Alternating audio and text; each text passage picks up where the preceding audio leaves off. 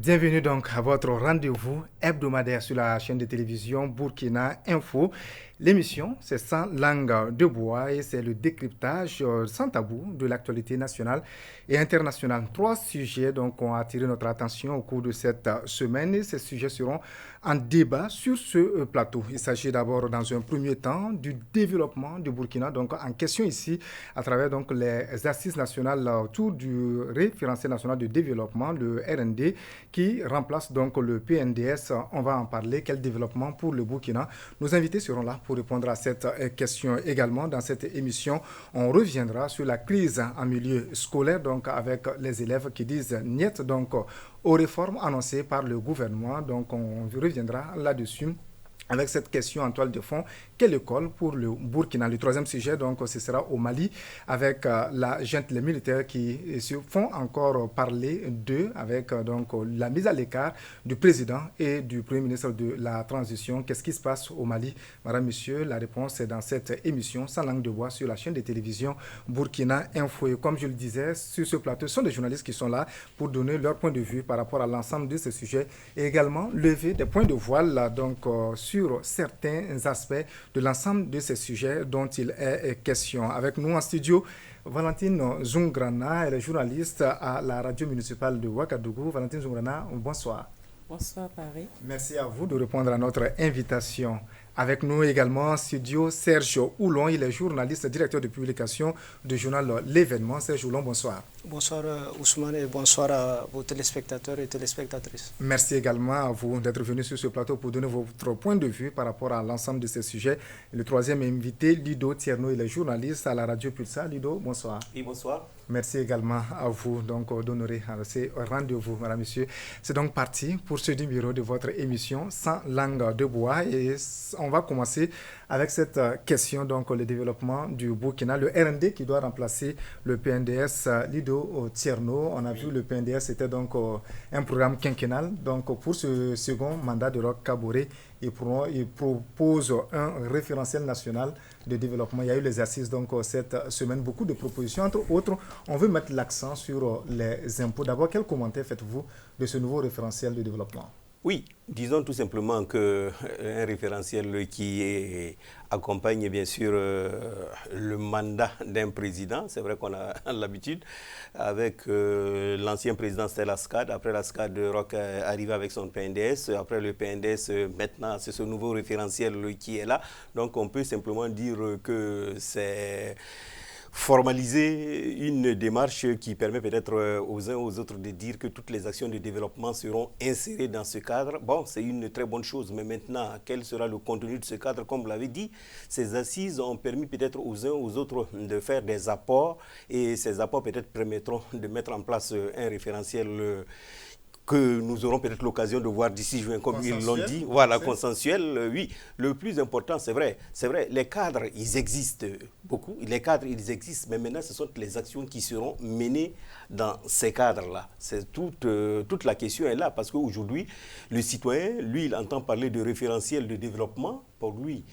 il voudra peut-être, dans quelques années, dans quelques mois, pouvoir voir les vraies réalisations de ce cadre. Et toute la problématique se trouve là aujourd'hui. C'est vrai, aujourd'hui, quand vous allez rencontrer ceux qui ont géré, par exemple, le PNDS, ils vous diront qu'il y a eu des progrès.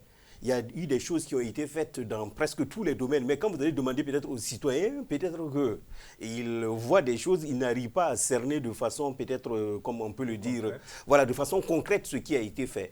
Bon, vous espérez qu'avec ce RND, on puisse aller au-delà des insuffisances du PNDS?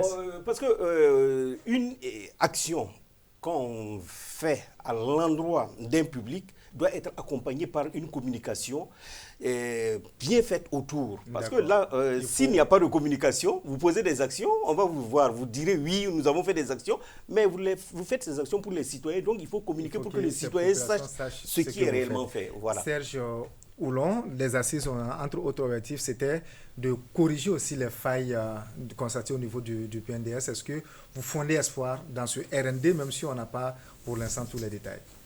Bon, je pense que déjà dans la forme, il y a un petit souci quand même, parce que vous avez parlé de plan quinquennal par rapport au PNDS. Je crois que cette fois-ci, on n'est plus dans un plan quinquennal puisqu'on est déjà à la moitié de l'année, on n'a même pas encore le document. Donc ça veut dire qu'on a perdu une année. Je crois que raisonnablement, objectivement, on ne peut plus parler d'un plan quinquennal si ce n'est que peut-être de la fragilogie. Donc ça, c'est... Oui, c'est une année de perdu déjà. Voilà, je crois que, ou du moins, c'est une année de navigation peut-être à vue ou bien voilà, de tâtonnement. Je ne sais pas, on gérait au cas par cas. C'était le quotidien parce qu'il n'y avait pas la boussole pour dire telle direction, on va vers telle direction. Donc ça manquait déjà. Et là-dessus aussi, je crois que comme il a dit, ce n'est pas nouveau, c'est juste des questions de sigle, on allait dire. Avant le RND, on a eu le PNDS. Avant le PNDS, il y a eu la SCAD. Avant la SCAD, il y a eu le cadre stratégique de lutte contre la pauvreté. Donc bon, c'est évolutif, on change peut-être les cycles, mais concrètement en termes de contenu, est-ce que ça change fondamentalement par rapport aux actions au niveau de la population? Est-ce que concrètement, les populations ressentent un peu les retombées de ces actions-là? Sinon, autrement, on peut résumer tout simplement et dire tout simplement, est-ce que les Burkinabés, depuis les changements de ces différents plans de développement, les Burkinabés vivent mieux?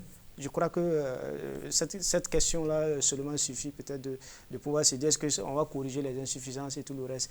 Et il faut rappeler aussi par rapport à la question du temps, c'est que vous avez suivi le discours sur la situation de la nation où, au niveau de l'opposition, je crois que c'est le député Salifou Sawadou qui a interpellé carrément le gouvernement sur le fait qu'il n'y a pas en fait, de référentiel de développement. Et comment on fait la situation? Est-ce que cette interpellation n'a pas peut-être mis la pression entre guillemets ou bien le gouvernement n'a pas voulu aller plus vite que prévu, ce qui fait qu'on est peut-être dans des risques qu'on saute des étapes, qu'on brûle des étapes et finalement on fait ressortir peut-être des références ou bien un référentiel peut-être qui ne reflète pas, peut-être qui n'a pas permis peut-être de corriger les insuffisances du PNDS, qui ne permet pas peut-être de tenir compte aussi des préoccupations à la base, parce qu'il ne s'agit pas de s'asseoir à Ouagadougou et d'imaginer ce qu'on allait faire peut-être à Falangoutou, à Logobou. Il faut permettre que ça remonte de la base jusqu'au sommet. Bon, je suppose peut-être que tout cela a été fait, mais on regarde déjà du contexte, c'est peut-être les craintes qu'il faut espérer. Et après, de façon générale, je pense que bon, au Burkina, ce n'est pas quelque chose d'extraordinaire. Le PNDS, on s'amusait à dire qu'il y a le PNDS en Guinée, il y a le PNDS au Sénégal, donc nous n'inventons rien. Et je crois que c'est aussi l'autre problème qui fait que le décollage manque parce qu'on pense que c'est des gens de l'extérieur qui dictent un peu la marche à suivre. Et quand c'est comme ça, évidemment, on injecte des milliards, on annonce des milliards, non finalement peut-être qu'ils ne tombent pas, parce qu'on l'a vu avec le PNDS, avec la table ronde, et finalement on n'a pas eu ces milliards-là. Au bout du compte aussi, on met le peu d'argent qu'on met, on ne ressent pas ça sur le quotidien, sur le vécu des Burkinabés, sur le vécu. Est-ce que ça change qualitativement le vécu des gens? Je crois que c'est toutes ces interrogations-là qui font que souvent, on a l'impression que tout ce qui se discute par rapport à ces aspects-là, c'est un peu, voilà, un peu de l'élitisme en quelque sorte, parce que les gens attendent plus de sécurité, plus d'eau, plus d'éducation, plus de santé. Malheureusement, ce n'est pas toujours au rendez-vous quand on fait le bilan des différents référentiels qui sont déjà écoulés. D'accord. Valentine Zoumrana, c'est le même scepticisme, vous n'attendez pas grand-chose de ce... Ce n'est pas du scepticisme, c'est du réalisme. C'est du réalisme. Voilà, je ne présage pas, l'analyse est fondée sur un certain nombre de choses. Je pense que je ne présage pas que ça ne marchera pas. C'est du réalisme, ce n'est pas du scepticisme. La question, voilà, est-ce que vous avez des craintes aussi par rapport donc à la capacité de ce nouveau référentiel de répondre aux aspirations des populations, en tout cas d'apporter un développement au Burkina? Pas forcément, parce que c'est vrai que Oulon a dit que c'est une année de perdu, mais je ne pense pas que c'est une année de perdu. Peut-être qu'on peut dire que la situation est gérée au cas par cas, peut-être qu'il y a des actions de façon spontanée qui sont posées. Oui, mais c'était déjà annoncé je crois, par le président lui-même lorsqu'il était candidat à sa propre succession. C'est vrai, le document n'était pas prêt, mais j'estime que, c'est ce que je me dis, j'ai l'impression que non, les situations étaient gérées au cas par cas. Et il y a certainement des actions qui étaient déjà posées, mais comme il n'y avait pas de référentiel et que ça a été soulevé devant les parlementaires lors de la présentation de la situation de la nation. Donc, certainement, ça a fait susciter un déclic de la part du gouvernement à accélérer ce processus. Sinon, je pense que c'est un référentiel qui vise à concilier. En fait, la difficulté, c'est que l'impression qu'on a, c'est que ça traîne. Voilà, oui, en principe, l'idée était déjà là parce que, bon, c'est vrai qu'on entendait ça et là, voilà, il y aura bientôt un référentiel qui va venir remplacer, supplanter le PNDS. Voilà, on attendait impatiemment ce référentiel et la mise en œuvre de ce référentiel. Malheureusement, nous sommes déjà peut-être mi-2021, mais je me dis que c'est pas tard, on peut rattraper, peut-être que ce gouvernement va nous faire une surprise d'aller... L'inquiétude, c'est aussi le contenu. Est-ce que vous attendez quelque chose de particulier? Bien parce sûr, que c'est le des contenu, assises nationales où il y a eu des orations de la société civile. Quand je vois les assises, j'ai constaté que l'accent a été mis sur la sécurité, la cohésion sociale, parce que la cohésion sociale est un élément très, très important. Aujourd'hui, si on n'arrive pas à rassembler les Burkinabés, c'est un peu difficile qu'au soir du bilan, qu'on puisse juger un peu les actions qui ont été posées par le gouvernement. Donc, je pense que...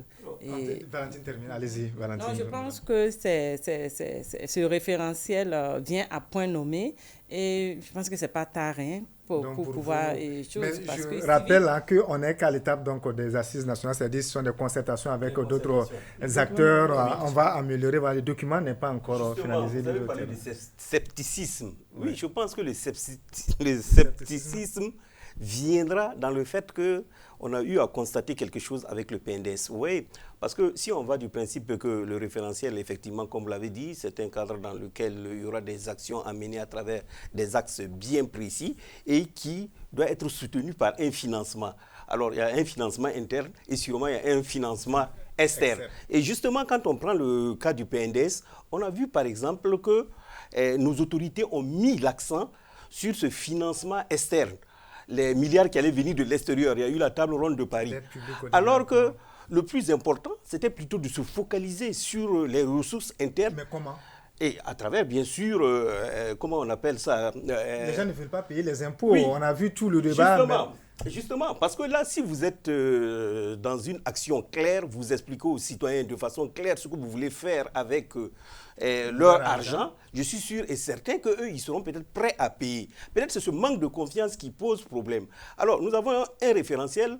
Aujourd'hui, le plus important dans ce référentiel qui était, par exemple, le PNDS, et moi, j'aurais souhaité.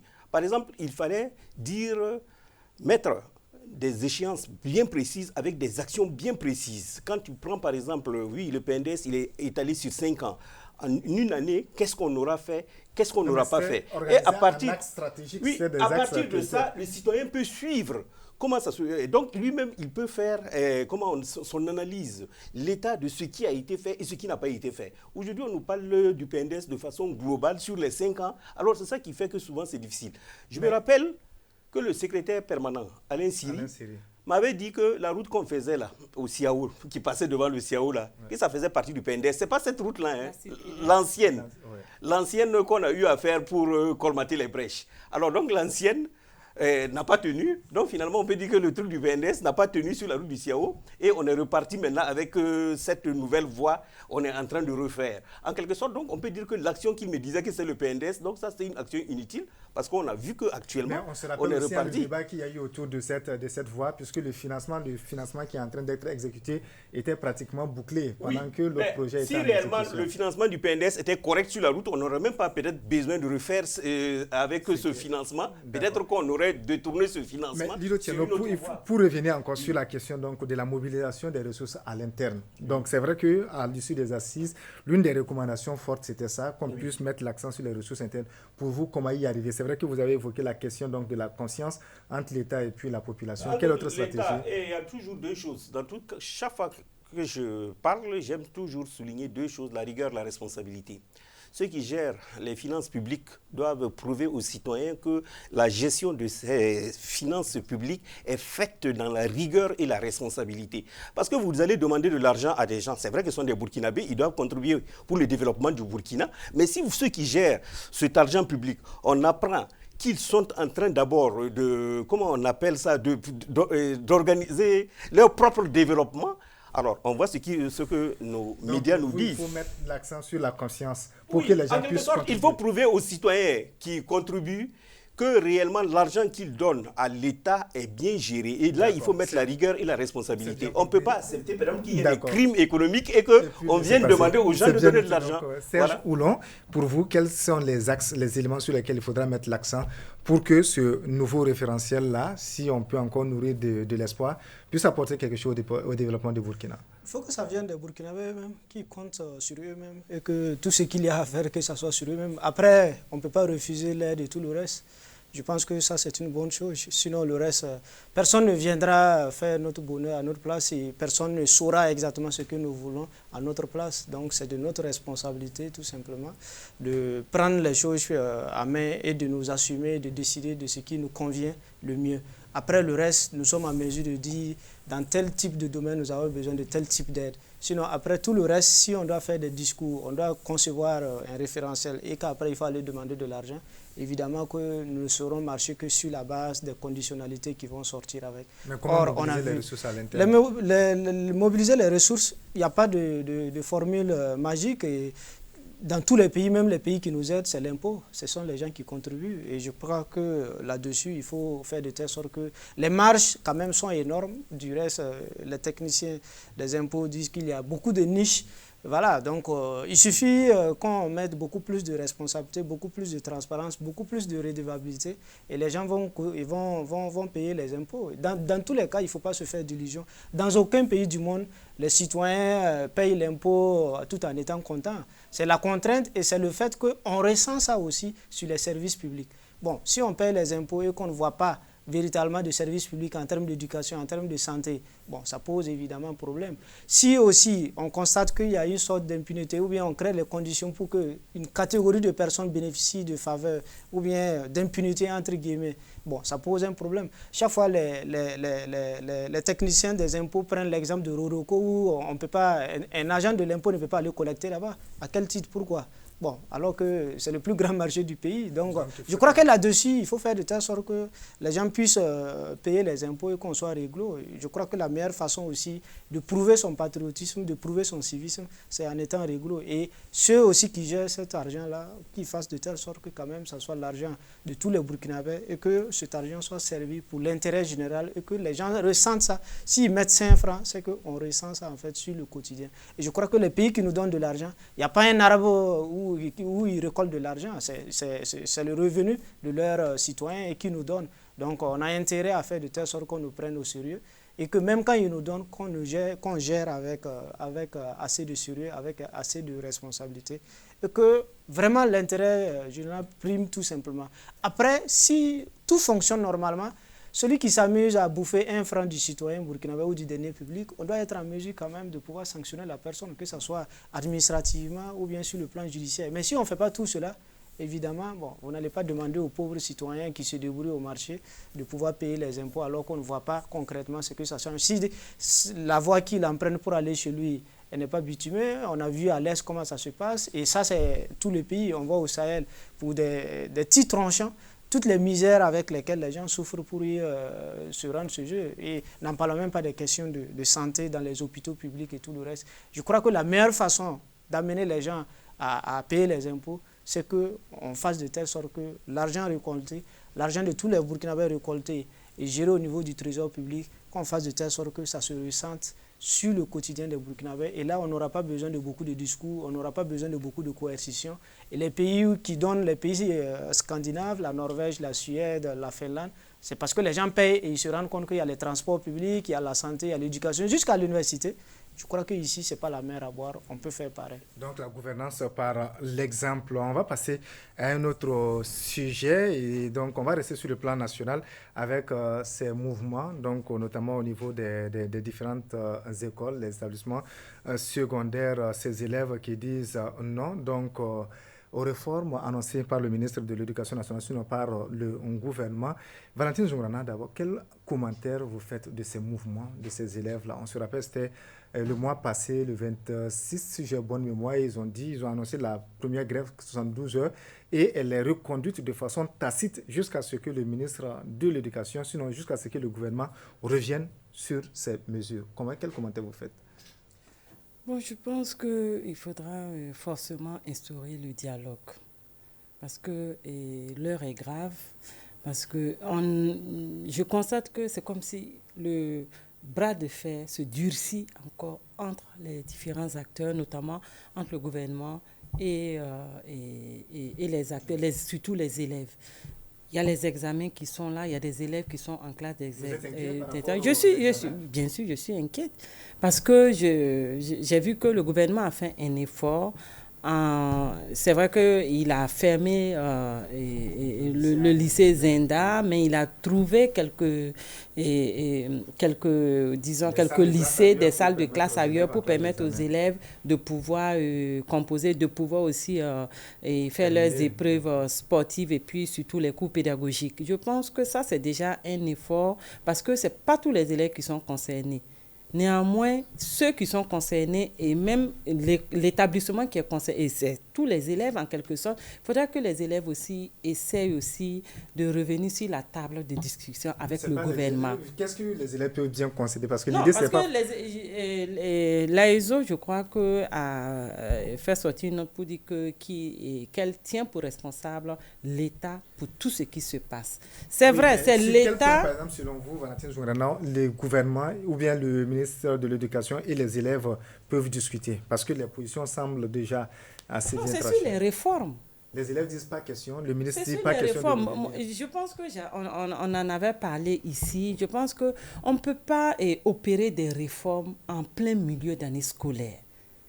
Qu'est-ce qui coûtait au gouvernement d'attendre pendant les vacances pour la prochaine rentrée et de permettre comme on appelle ça, aux nouveaux élèves de savoir que voici les réformes à la rentrée, ce qui va se passer. On ne peut pas changer les techniques de jeu du match en plein match. C'est difficile. Donc je pense qu'il faut revenir à la table de discussion, essayer d'écouter les élèves ensemble pour qu'on puisse... La solution se trouve entre les acteurs. Mais qu'est-ce qu'il faut concéder pour vous? Aujourd'hui, il faut que le gouvernement dise on arrête les réformes, on suspend les réformes et on va voir l'année prochaine. Je pense que c'est mieux de suspendre les réformes. D'accord. Serge Oulon, pour vous aussi, il faut suspendre?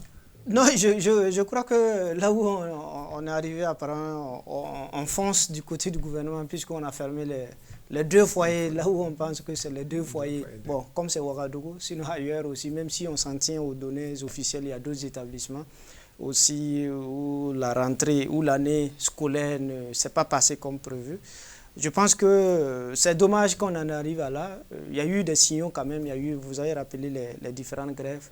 On aurait pu faire l'économie de tout cela et puis parce que sur un certain nombre de réformes envisagées par le ministère en charge de l'éducation, il y a certaines qui s'appliquent cette année, d'autres l'année prochaine et ainsi de suite. Et je crois que là-dessus, comme Valentine l'a relevé, je pense que quand même c'est assez gros et tout le monde sait que généralement le domaine de l'éducation, c'est un domaine difficile à réformer. Et ça, ce n'est pas typiquement burkinabé, un peu partout, quand on veut réformer dans ce milieu, c'est compliqué. À l'école, que ce soit les lycées ou l'université. Donc, il faut se donner les moyens quand même de se faire comprendre. On ne peut pas décider en février pour dire en juin, il n'y aura pas de sujet au choix. Et souvent, quand les gens parlent d'instrumentalisation ou de quoi, je dis non, mais regardez la mobilisation. Aujourd'hui, Dieu seul, c'est pour ceux qui ont la petite expérience de l'engagement du militantisme. Ils savent très bien comment c'est difficile de mobiliser les gens. Et quand les gens sortent, c'est qu'il y a leurs intérêts. Donc on doit se dire à quel point, si on dit, l'enfant, on lui fait comprendre, l'élève, on lui fait comprendre qu'il n'y aura pas de sujet au choix.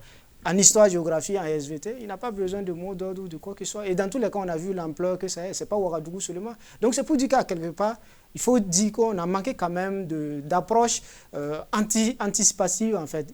On ne peut pas venir en début d'année ou en février dire qu'à partir de juin, il n'y aura pas de sujet. Et même là-dessus, il y a la cacophonie parce que quand vous échangez avec certains anciens, ils disent qu'ils ne savent pas si c'est cette année ou bien c'est l'année prochaine. Mais le gouvernement, je pense qu'il a été clair, c'est cette année. Oui, mais pour le second tour, oui, pour les sujets au choix, ça c'est mais pour le bac, ça c'est l'année prochaine. Mais vous voyez, ça fait...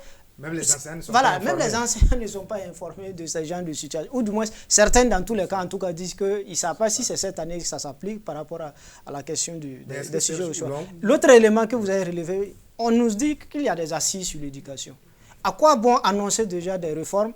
Alors qu'on va se retrouver pour discuter justement de ce qu'on va faire de l'école burkinabé. À quoi bon? où on donnera l'impression que les réformes sont déjà arrêtées, on commence à les appliquer, on invite les gens pour faire du folklore, on va discuter alors qu'on a déjà commencé à appliquer, alors que ce n'est pas consensuel, ce n'est pas participatif. Je crois que là-dessus, voilà, je pense que voilà, il n'y a pas à se précipiter de quelque manière que ce soit. Sinon, il serait bon, ou bien il serait plus indiqué de ne pas annoncer d'assises nationales, tout simplement.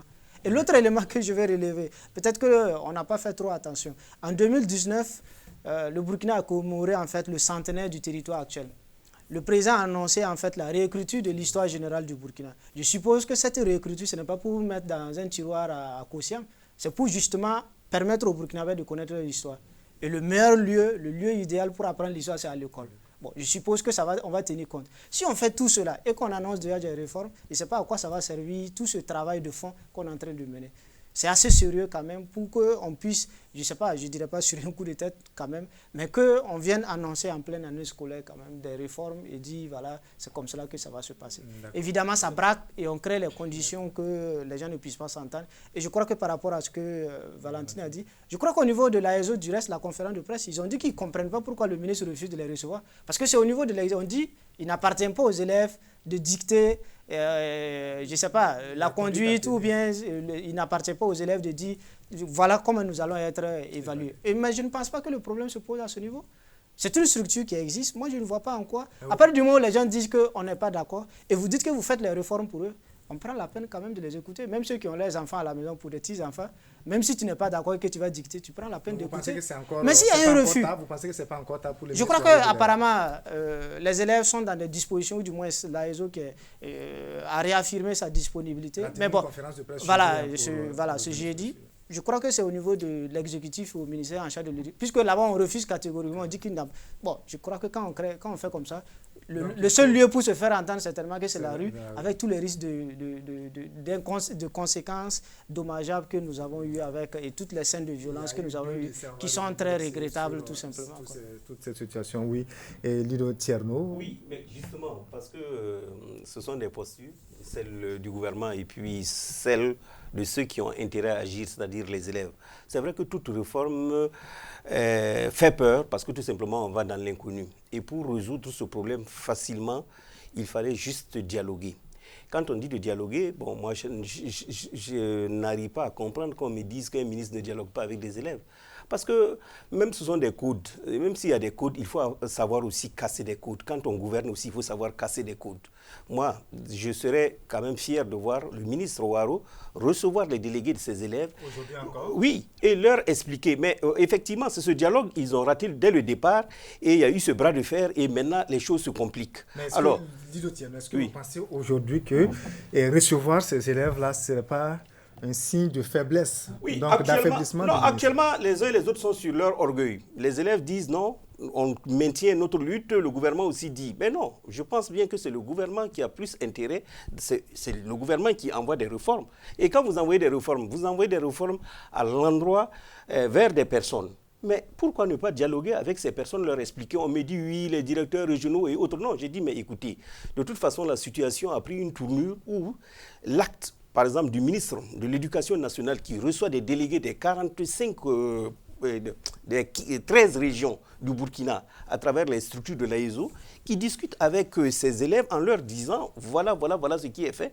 Ça déjà, parce que dans la vie, quand on vous donne une certaine considération, vous finissez par accepter et respecter peut-être la personne qui vous donne cette considération. Mais ce bras de fer, et quand moi j'ai entendu le ministre Ouattara et le président du FASO dire oui, ce sont des réformes qui vont rentrer l'année prochaine.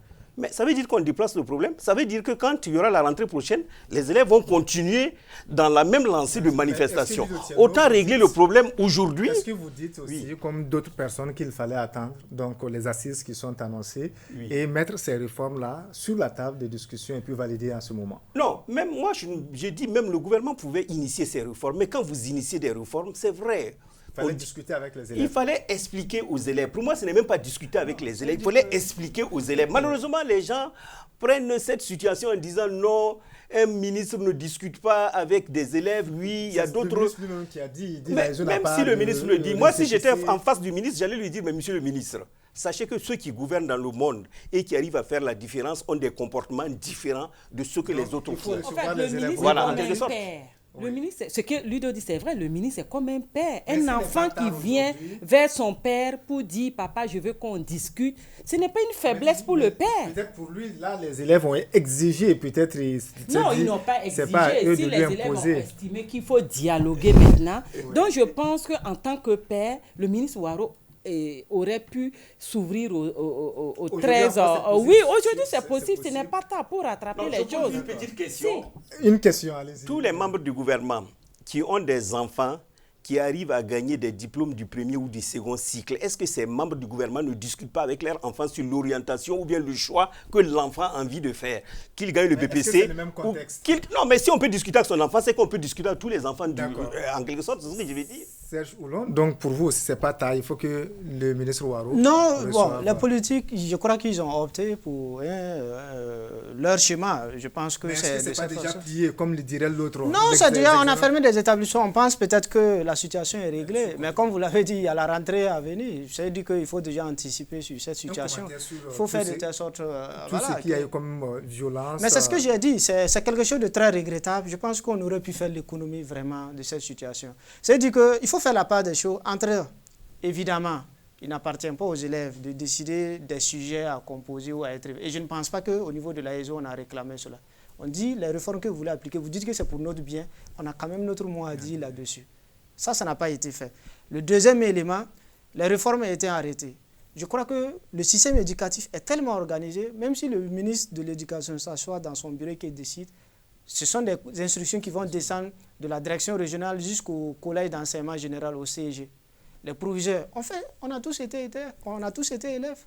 On passe les mots aux professeurs principaux qui passent le message. C'est-à-dire on informe déjà les élèves que voilà, ça va se passer comme ça, à telle année scolaire. Mais si tout ce travail n'est même pas fait, si vous avez même des anciens qui disent qu'eux-mêmes ils ne savent pas si les sujets au choix, c'est cette année ou c'est l'année prochaine, bon, avouons que quand même, ça pose véritablement problème. On va essayer d'aller au-delà. En fait, Valentine Zungrana, la question ici, sinon les enjeux, c'est l'école burkinabé. Il y a des assises qui sont annoncées. Les gens critiquent la qualité. On dit que l'éducation n'est pas adaptée aux besoins donc, de l'heure. Pour vous, quelle réforme pour l'école burkinabé? Je pense que le fait même d'organiser ou d'annoncer l'organisation même de ces assises est une solution qu'on apporte, est une des réformes nécessaires pour l'école burkinabé. Mais quand on regarde un peu le contexte actuel où on dévance un peu avec une des réformes qu'on veut déjà opérer, en n'impliquant pas certains acteurs. C'est pourquoi je dis non, en impliquant tous les acteurs. Ça ne veut pas dire que les acteurs vont venir décider à la place du ministre, non. Ou bien influencer la décision gouvernementale, non. Mais quand tu sais que tu es un acteur important, oui, c'est le dialogue. Quand tu sais que tu es un acteur important et qu'on t'implique, qu'on t'associe à une réforme, je pense que c'est une considération. Et ton point de vue maintenant reste à discuter. D'accord. Dido Tierno, on parle, chacun critique l'école burkinabé, on dit qu'elle n'est pas adaptée à nos réalités, la qualité n'y est plus. Qu'est-ce qu'il faut, sur quoi mettre l'accent lors de ces assises-là en termes de réforme? Je pense que ce sera un forum, ils vont discuter, je ne pense pas. Parce que là, il faut un certain courage, et le courage, d'autant plus que c'est une question structurelle.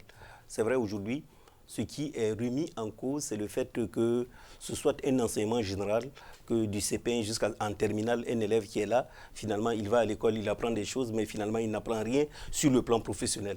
Peut-être c'est toute la question. Sur l'enseignement professionnel. Oui, c'est toute la question là, parce que, étant donné que c'est un problème structurel, je suis sûr et certain que le mandat du président Roch, les 4 ans ou 5 ans là, ne pourront pas permettre de régler ce problème. Il y aura un forum, les gens encore vont venir faire des propositions, ils vont dire certaines choses, mais c'est un problème de fond et il faut un courage politique. Et pour ce courage politique, je me demande réellement comment il faudra faire. Déjà... Est-ce que vous vous demandez, vous vous dites que les acteurs politiques qui sont là n'auront pas ce courage-là? Non, ce sera difficile d'avoir ce courage parce que, comme je l'ai dit, comme c'est un problème structurel, ce n'est pas un problème conjoncturel, ce n'est pas un problème où il faut faire 2 ou 3 réformes quelque part. Il faut aller jusqu'à la base, revoir les curricula, revoir plusieurs choses. Donc, et ce qui fait que...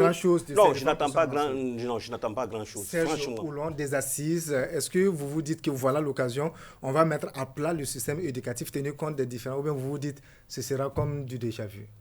Bon, tel que ça se passe en tout cas, parce que souvent moi je regarde, je vois les tournées du ministre en charge de l'éducation, je ne comprends pas grand-chose. On tourne dans les institutions alors que bon, les principaux acteurs, les enseignants, les élèves, les parents d'élèves, je crois qu'il y a eu une rencontre avec les parents d'élèves.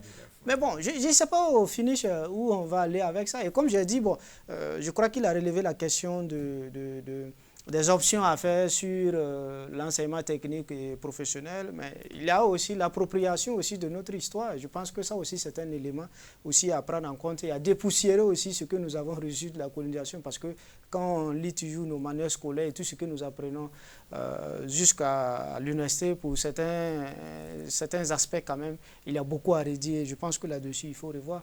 Maintenant, avec cette situation, je crois qu'on crée peut-être les conditions où encore, ça me rappelle un peu cette question de remise à plat des salaires, où vous allez vous retrouver une partie des acteurs. Si on force pour appliquer des réformes déjà, les gens vont dire qu'ils ne vont pas servir de faire valoir pour venir s'asseoir discuter alors que vous avez engagé vos réformes. Donc on crée les conditions d'incompréhension et de faire de telle sorte que les gens puissent trouver des éléments de bonne foi pour récuser tout ce qui se passe actuellement, puisqu'on ne veut pas remettre les choses à plat. On commence à appliquer les choses et on nous dit de venir discuter d'un certain nombre de réformes. Que pour certains acteurs, il peut y avoir ce braquage. C'est possible, parce que déjà avec les élèves... Bon, moi, par exemple, sur cette question, le ministre Ouattara dit qu'il ne reçoit pas les élèves pour discuter. Bon, je ne sais pas s'il va pouvoir les inviter pour venir discuter de trucs au cours de cette assise nationale. Qui ne seront pas concernés par les discussions. Vous pouvez bien m'expliquer comment on peut tenir ces gens d'assises nationales sans les concerner quand même. Et comme Lido l'a très bien dit par rapport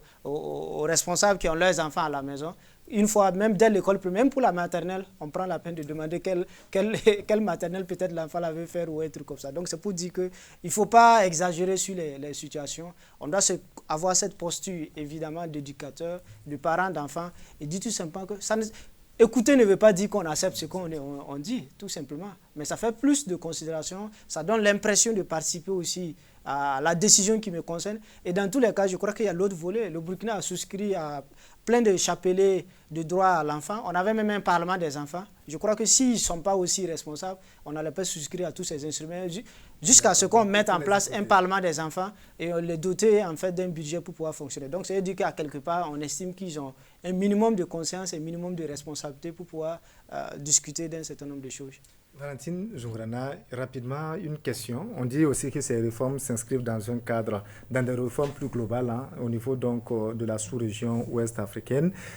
C'est l'explication qui a été donnée par les autorités. Est-ce que ça ne devrait pas suffire pour que les gens s'alignent et puis après on verra les détails? Bon, je pense que ça dépend. Est-ce que peut-être que ces réformes-là ne sont pas peut-être un peu plus choses au niveau, je ne sais pas si c'est du bac, hein.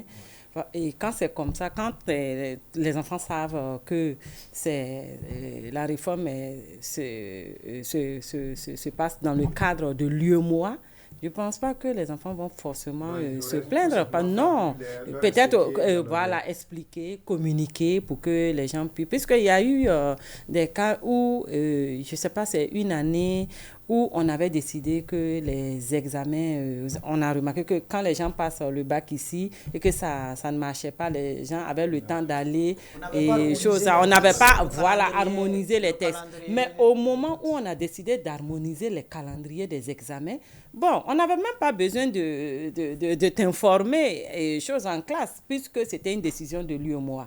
Donc, c'est passé lettre à la poste et les gens ne se sont pas plaints parce que c'était une décision collégiale au niveau de l'UEMOA. Donc, je pense que quand c'est comme ça, les gens ne peuvent pas se plaindre. Mais quand c'est à l'échelle nationale, permettez au moins aux acteurs, aux élèves, voilà, parce que c'est à eux s'applique un peu la décision gouvernementale. D'accord. On y reviendra de toute façon. Je pense que cette question reviendra au cours donc, des prochains jours avec ces assises qui sont annoncées, ces réformes donc, qui sont annoncées au niveau donc, du système éducatif burkinabé et l'UEMOA qui est impliqué avec tout ce que cela peut susciter comme interrogation. Mais là, on va donc sur notre dernier sujet, donc, et c'est à l'international. La situation au Mali avec donc l'émission, l'intervention donc du vice-président de la transition qui démet de ses fonctions, de leurs fonctions, le président et le Premier ministre Serge Oulon. Comment est-ce que vous avez accueilli cette intervention, cette annonce donc de la démission du président et de son Premier ministre? Une démission forcée. Puisqu'ils ont été enlevés et puis obligés. Non, je pense que c'était prévisible. Les transitions, c'est toujours comme ça. Quand ceux qui font le coup de force, c'est qu'on vous met la pression, vous êtes obligé de laisser ou bien de faire semblant de laisser. Évidemment, si celui que vous avez placé et qui ne vous rend pas compte ou ne vous consulte pas ou ne vous considère pas, évidemment, vous allez lui faire comprendre que c'est vous qui l'avez mis à cette place-là. Donc ça, c'est juste pour raisonner de façon vraiment d'un certain niveau. Mais de façon globale, je pense que la situation quand même est assez critique là-bas. Et il faut déplorer en fait tout ce qu'il y a comme en fait tambouille et puis espérer que les Maliens sauront se mettre au-dessus pour trouver la... Il y a des gens qui voient des mains extérieur, un combat de titans entre la France et la Russie qui se joue là-bas. Est-ce que vous avez le même sentiment? On entend tout ce qui se dit, évidemment, et les raisons évoquées. Je crois qu'il y a un peu ces discours-là. Je pense que sur cette question, il appartient, c'est ce que j'étais en train de dire, il appartient aux Maliens de ne pas être les jouets de quelqu'un, quelle qu'en soit la puissance ou le pays tout simplement, et de penser à l'intérêt supérieur du pays. Ça devrait prévaloir. Moi, je crois que chaque acteur devrait pouvoir faire de telle sorte que ce soit le Mali d'abord. Je crois que c'est ça l'enjeu. Malheureusement, on se retrouve dans une situation, un autre push encore. On perd du temps avec toute la pression qu'il y aura. Mais apparemment, la tendance au niveau de Bamako, je dis Bamako parce que ce n'est pas le Mali, mais apparemment, les gens applaudissent ce push. Si on s'en tient un peu à ce qui circule, la tendance, apparemment, les gens sont d'accord. Je ne sais pas si au niveau de la CEDEAO, les marges de manœuvre qui sont là, qu'est-ce qu'on peut bien faire et puis faire de telle sorte que les gens puissent s'en sortir. Après, les sanctions, ce n'est pas ceux qui sont au sommet qui en souffrent, c'est la population à la base. Comment faire de telle sorte qu'on puisse faire de telle sorte que ce soit un moyen de pression pour que les gens laissent un peu du lest. Et là, on se retrouve dans une situation d'instabilité et d'insécurité totale, puisqu'il n'y a plus d'autorité légitime pour dire de mettre en place, puisqu'on avait déjà mis la Constitution entre parenthèses, c'était une charte, et c'est sur la base de cette charte qu'on a mis de côté. Maintenant, je ne sais pas si dans la charte malienne, c'est dit à quelque part que quand le vice-président n'est pas d'accord avec le président, il démet le président. Ça, je ne sais pas, mais c'est pour dire qu'on est dans une situation d'insécurité dans tous les cas, et les marges de manœuvre sont quand même assez réduites pour une organisation comme la CEDEAO. Vous ne pouvez pas dire de mettre les autorités légitimes, parce que la légitimité déjà avait été déjà déchirée depuis, et c'est juste par la force des choses que cette transition aussi est là. Donc en quelque sorte, c'est le propriétaire qui s'est accaparé de sa chose maintenant. Tout ce qu'il y a peut-être, c'est de mettre la pression pour qu'on remette encore le pouvoir aux civils, même si là encore, c'est tout un débat, on verra ce que ça va donner. Sinon, ce n'est pas simple en fait. Quel avenir pour le Mali? Oui, quel avenir pour le Mali? C'est vrai que quand on regarde ce qui se passe au Mali, on a l'impression de revivre les mêmes choses. Et je pense que, comme quelqu'un, on a l'habitude de le dire, que quand vous tombez, ne regardez pas où vous êtes tombé, regardez où vous avez peut-être trébuché pour aller tomber. Alors, beaucoup disaient, à travers le consensus mou que le Mali avait connu à un moment, je pense que c'était sous ATT ou même chose, les gens disaient que ça risque d'avoir des répercussions après. Et effectivement, on a vu ce qui se passe aujourd'hui. Est-ce que vous dites là que ce que le Mali vit aujourd'hui, c'est la conséquence de la démocratie consensuelle qu'on a eu sous ATT? C'est la résultante, parce qu'on a eu le même scénario qui s'est passé avec les gars de la transition passée, c'est-à-dire Gyokunda et puis avec les Sanogo et autres. Au fait, c'est la même chose. Moi, je préfère que dans un pays, on ait un pouvoir qui gouverne, une opposition qui s'oppose et effectivement une société civile qui joue le rôle de contre-pouvoir et de façon excellente. C'est vrai. Quand on le dit, beaucoup n'arrivent pas à comprendre. C'est vrai que quand on disait que le Burkina avait une certaine stabilité sous Blaise, c'est que les gens oubliaient qu'il y avait, au moins, même si l'opposition n'était pas forte, elle existait, la société civile existait, et on avait, en tout cas, des organisations. La société civile existe, c'est elle qui a fait partir Ibeka. Aujourd'hui, là, regardez ce qui se passe aujourd'hui. On a l'impression que finalement, ce sont les militaires qui sont là, les populations même se cherchent, les citoyens se cherchent. Il n'y a même pas de prise d'opposition. Parce que les gens, ils disent simplement qu'ils ont pris acte.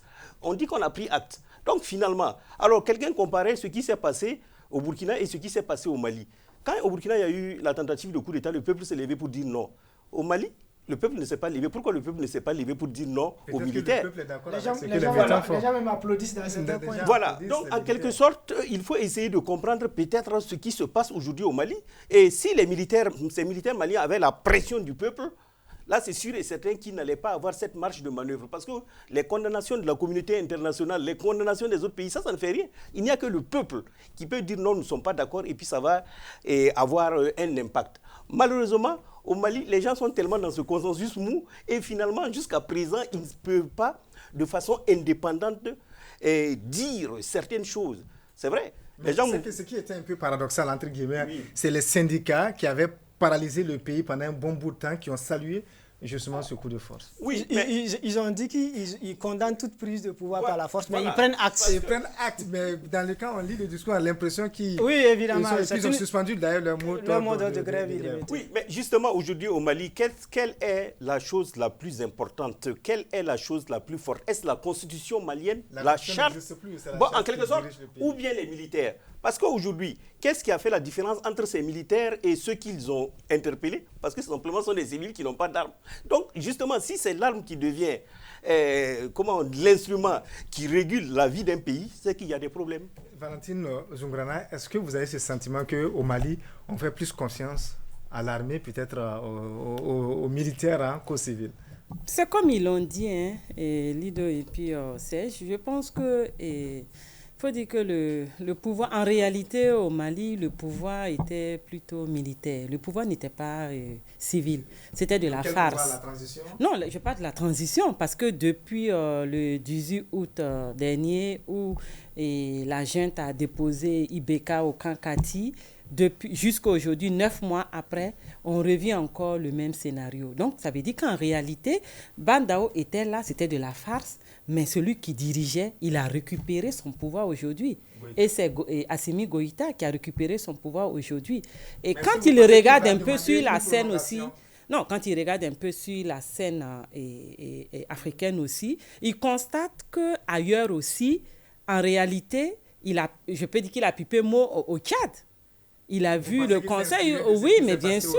Ça n'a pas été condamné. Mais bien sûr, ça n'a pas été condamné. Donc, du coup, il a repris sa chose aujourd'hui. Jeu de mots, parce qu'on sait que l'Afrique, surtout dans les années 80-90, on a eu beaucoup de coups d'État. Mais bien sûr, on attend de retourner à ça, sans le savoir. Tant que nos hommes politiques vont s'amuser avec nos démocraties, on aura toujours ces problèmes. C'est vrai. Non, est-ce que vous pensez effectivement que ce sera le retour? En fait, ça va susciter les individus disaient oui, les coups d'État c'est fini. Je dis non, les coups d'État seront finis quand ceux qui sont au pouvoir, notamment ceux qui ont la chance d'être élus, vont travailler de façon transparente, de façon à répondre aux aspirations des peuples.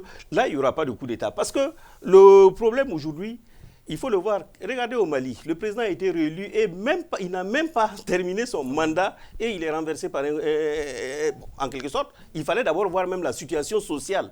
Les gens qui étaient en grève, les gens qui manifestaient tous les jours. Pourquoi les gens manifestaient?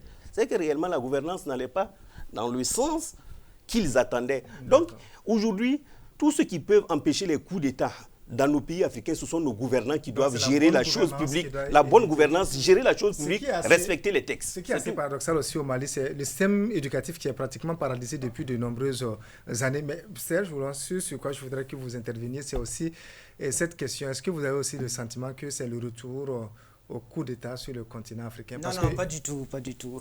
L'Afrique, ça fait 54 États. Moi, je ne suis pas dans ces discours. On prend 2-3 situations, on veut généraliser. Ce qui se passe au Mali, ça n'a rien à voir avec ce qui se passe au Ghana, ça n'a rien à voir avec ce qui se passe au Rwanda, en Tanzanie. Voilà, moi, je pense que ça fait 54 États.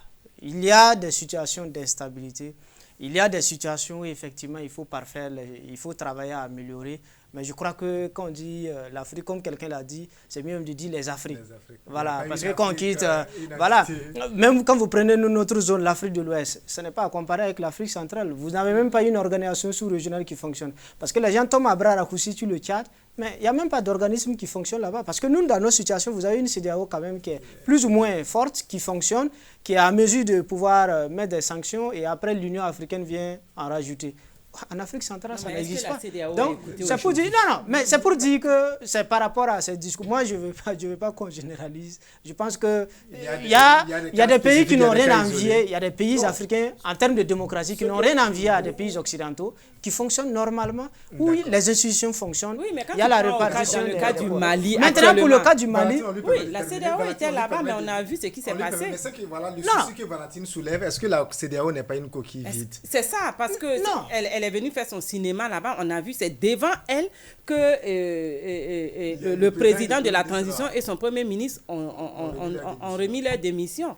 Pourtant, elle était censée arbitrer le différend qui l'oppose. Moi, je suis tout à fait d'accord. Je suis compréhensif de ces procès vis-à-vis de la CEDEAO. Je crois qu'on aurait pu avoir une institution assez forte qui fait de telle sorte que les sanctions puissent avoir des effets pour que les gens réfléchissent par 2 fois.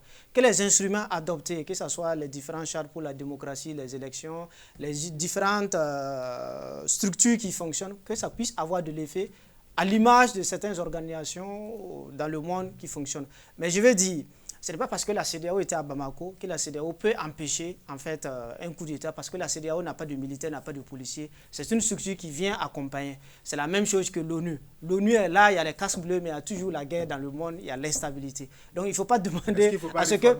Voilà, donc c'est pour dire, je suis tout à fait d'accord. On peut discuter de cette... Mais je crois que souvent aussi, on exagère ou on pense, on duplique en fait un discours qui tente à nous rendre un peu complexés de la situation, alors que partout ailleurs, les organisations, c'est toujours en fait... voilà, donc c'est pour dire que sur ce point... Par exemple, moi, je vais reprendre l'exemple tchadien. Les gens ont parlé du Tchad, que l'Union africaine... Mais l'Union africaine ne peut pas aller remplacer les Tchadiens. Vous avez vu même au Tchad, même le président de l'Assemblée a pris acte du coup d'État. Un monsieur comme ça, vous pensez est-ce que lui-même y croit là-dedans? Donc c'est pour dire que pour le Mali, c'est la même chose. La CEDEAO ne va pas envoyer une autre population pour aller remplacer. Qui est là. Mais les gens ne respectent pas. On va sanctionner. Serge Oulon, sur les coups d'État dont je parle. Parce que le problème est simple. Tout le monde sait qu'en démocratie, quelles sont les règles. Pour arriver au pouvoir, on passe par les urnes. Malheureusement, qu'est-ce qui se passe? C'est que ceux qui passent par les urnes, qui ont le pouvoir, arrivent à mettre ces règles de côté. Finalement, ce sont les opposants. On emprisonne, c'est la malgouvernance qui devient la chose la plus prisée. Et finalement, oui, ce sont des cas. Mais non, quand on parle du continent, c'est vrai. Il y a un pays, par exemple, comme le Sénégal, qui n'a jamais connu un coup d'État de son histoire. Mais on a vu dernièrement une simple affaire de mœurs, et puis le pays est allé à feu à sang. Donc, c'est pour ça qu'il faut que les gouvernants fassent attention. Et vous voyez ce que les Sénégalais ont dit à Macky Sall de se prononcer sur un projet. C'est-à-dire que c'est son dernier mandat. Imaginez que ce gars décide par exemple pour un 3e mandat. Là, il aura violé des règles. Et si après, il a une situation qui se présente, là, on ne pourra pas dire non, c'est anormal parce qu'il a violé des règles. Le respect des règles est très important. Non, moi, je ne peux pas nier cet aspect, mais je veux dire tout simplement de ne pas généraliser par rapport à cette situation. Il y a de bons exemples. Voilà, tout simplement. Pour Valentine, pour vous, la CEDEAO est presque une coquille... vide. Oui, en réalité, bon, c'est pas presque une coquille vide. Elle essaie de jouer le rôle qui lui est dévolu. Mais malheureusement, j'estime que c'est du cinéma, c'est du cirque qu'elle fait. Et à la longue, elle risque de se décrédibiliser sans le savoir. Merci beaucoup, Choulet. Serge Oulon qui est avec nous. Je rappelle que c'est la semaine dernière, juste le mercredi, si je ne me trompe pas, c'était le 25 mai, le 20e anniversaire. Voilà donc de votre journal l'événement. Donc on vous souhaite un joyeux anniversaire. Merci bien. Merci. Des innovations, qu'est-ce que vous Non, l'événement, c'est un journal qui fait dans le reportage et l'investigation. C'est un journal qui compte au Burkina. Je crois que on ne peut pas contester cet élément-là, que c'est un journal quand même qui compte dans le paysage médiatique burkinabé. Le 25 mai 2001, c'était le numéro 00. Au départ, c'était un mensuel et c'est devenu un bimensuel chaque 10 et 25 du mois. Et depuis les élections de décembre 2012, à chaque élection, on a des hebdos, des hors-séries. Et depuis quelque temps maintenant, il y a un magazine beaucoup plus sur la communication des entreprises. Donc, on essaie de faire notre petit bonhomme de chemin et d'apporter ce que nous pouvons faire tout simplement, d'informer les Burkinabés sur ce qui se passe autour d'eux et, voilà, et ailleurs également. Donc, c'était effectivement les 20 ans du journal, le 25 mai. 2021. On vous souhaite Merci beaucoup. Bon vent et beaucoup de courage. On sait que ce n'est pas facile. Madame, Monsieur, on s'arrête là pour ce débat. Donc, ce vendredi sur votre chaîne de télévision Burkina Info. On dit merci donc à Serge Joulon, directeur de publication donc, de l'événement qui était avec nous, Valentine Zungrana de la radio municipale de Ouagadougou et Lido Tierno de la radio Pulsar. Merci à vous qui nous avez suivis. Portez-vous bien.